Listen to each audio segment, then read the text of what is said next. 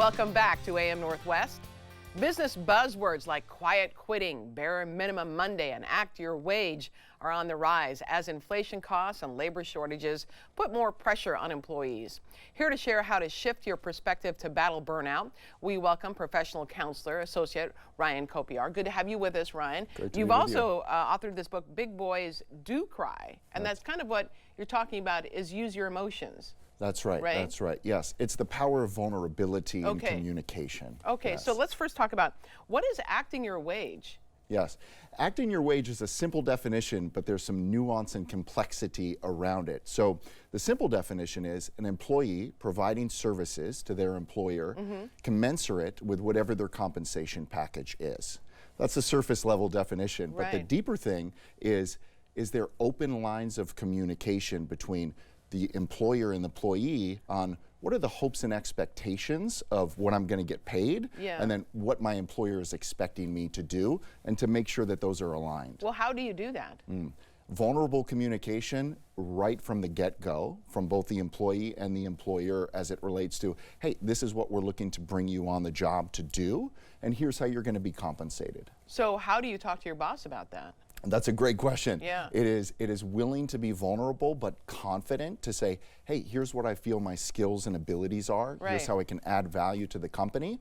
And ultimately, here's what I think that would be worth to the employer. Okay. You talk about shift shock and what that concept is. So tell me about that concept. Shift shock is something that both the employer and the employee want to make sure doesn't happen. So shift shock means I go into a job thinking that I'm going to be expected to do A, B, or C, and then I get into the job and I say, whoa, this is a lot more than what I thought I was getting myself into. I think a lot of people are experiencing that right now. Yes, yeah. Well, with the rising inflation, as you had mentioned, and all of the economic turmoil and pressures and turbulence, a lot of people are being asked to do more than maybe what they had been originally brought on to do. Okay, you also you mentioned emotional flexibility, and talk about what that means, what it looks like to you.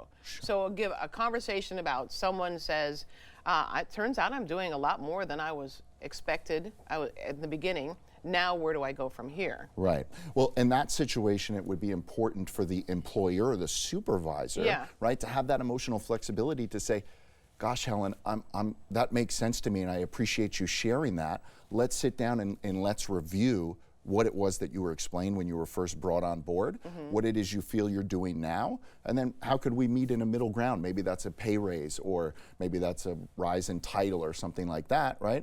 But most importantly, employees want to be seen, they want to be heard, they want to feel valued. I think it's super important, right? Yeah. When you go into businesses and help them out with communication, what do you find are the biggest issues?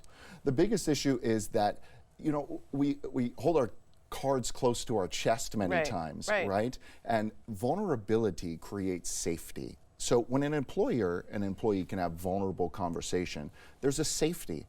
And then people can say, okay, well, this is how I'm really feeling, or this is where I'm at. That's how problems can be solved. But if we're not vulnerable and we're not open and communicating, problems aren't going to be solved because we're going like this. Yeah.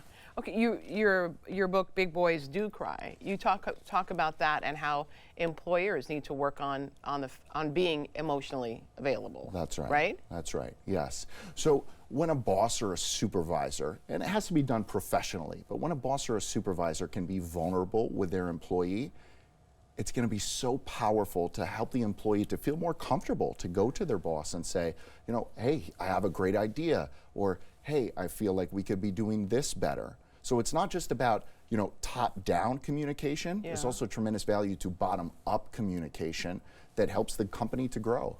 We talk about the common problem of people realizing I can't get what I've been told to do in the day. You know, so a lot of employees end up working overtime because they have to, not because they want to.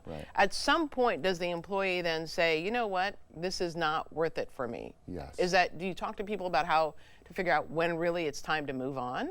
Yes, and I think that also what you're speaking to is burnout. And we've all experienced burnout probably at one point in time in our life. And what I think that businesses or supervisors don't realize is if we keep adding to employees, you've got to do this, you've got to do this, they're going to do it and do it and do it typically, but then eventually they're going to burn out. And they're not going to do it well. Right. Right. You know, and that's not good for the business or the employee. Right, absolutely. We want to tell everyone the book again is Big Boys Do Cry. Do cry. All right, Ryan, thank you so much. Great talking with you. Thank you so much, Helen. All right, we'll be right back with more AM Northwest.